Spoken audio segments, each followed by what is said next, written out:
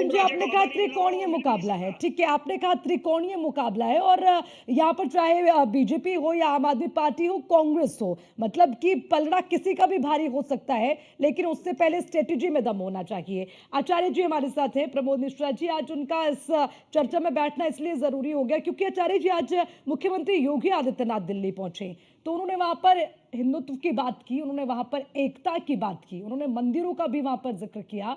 और क्या लगता है कि जिस तरह से मतलब कहते हैं ना कि बटेंगे तो कटेंगे वाली बात, वो उन्होंने हरियाणा में कहा, तो वहां पर दिखा परिणाम क्या रहा। महाराष्ट्र में उसी बात को दोहराया, वहां का परिणाम सबके सामने था। उत्तर प्रदेश में उपचुनाव भी सबके सामने थे, अब बात दिल्ली की हो रखी है।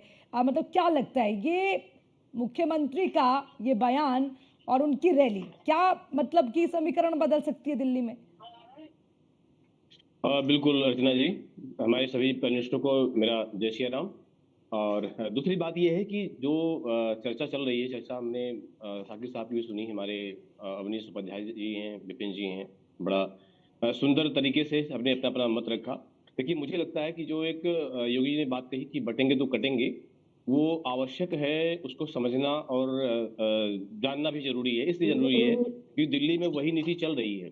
और रही बात केजरीवाल साहब के इस नीति के बारे में, तो जब ये मुख्यमंत्री बने थे पहली बार, तभी से इन्होंने मस्जिद के और दरगाहों के मौलवियों की सैलरी बना दी गई थी, वो चल रही थी। कभी किसी पुजारी पर या कभी गुरुद्वारे के जो भाई जी होते, कभी उन पर ध्यान दिया? नहीं दिया। इसके लिए तमाम जो है अनशन भी हुए, लोगों ने अपनी आवाजें उठाई, संस्थाओं ने आवाजें उठाई, लेकिन कोई सुनवाई आज तक नहीं हुई।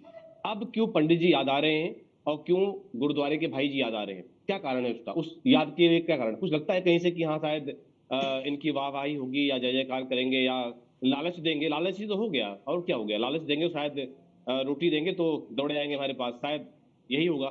तो अभी की जो स्थिति है, अभी यही स्थिति आ रही है। और ये नीति, बांटने वाली नीति, ये केजरीवाल साहब ने बहुत अच्छी तरीके निभाई है और अभी भी निभा रहे हैं, उसमें कोई अंतर नहीं है। अब शायद कोर्ट में शायद लगता हो कि हाँ ऐसी कहानियां हो चुकी हैं 7-8 सालों में, शायद अब जीतने का शायद अवसर न मिले। इसलिए अब जो भी चारों वर्ण हैं, ब्राह्मण क्षत्रिय वैश्य शूद्र, चारों धर्म हैं, जो है हिंदू मुस्लिम सिख ईसाई, वो इसलिए याद आ रहे हैं कि शायद अब पर्दा कहीं डाउन ना हो जाए, गिर ना जाए। तो ठीक योगी है। जी का मुझे लगता है कि शायद यूपी वाला मॉडल अगर दिल्ली में लागू हुआ तो आतंकवाद बढ़ जाएगा।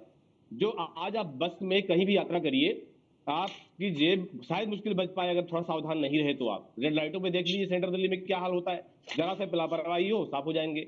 स्कूल अस्पताल की स्थिति यह है कि हाँ ऊपर से दिखावा है, बढ़िया है, क्योंकि मैं भी जाता रहता हूँ कहीं ना कहीं, और दिखावा बढ़िया है, चमक दमक अच्छी है, अंदर कहानी खराब है, अंदर ठीक है, शिक्षा कोई मीनाक्षी, यानी कि विशेष ध्यान नहीं है। दो सवाल ये आपकी हो तरफ सकता है आते कि हैं। हाँ जो ठीक है प्रवक्ता अवधेश जी जी, हैं उनको ठीक है, शायद बुरा ठीक लगे, ठीक लेकिन है मैं प्रमोद नहीं जी, चाहूंगा ठीक कि है। उनको बुरा लगे, लेकिन सच्चाई यही है।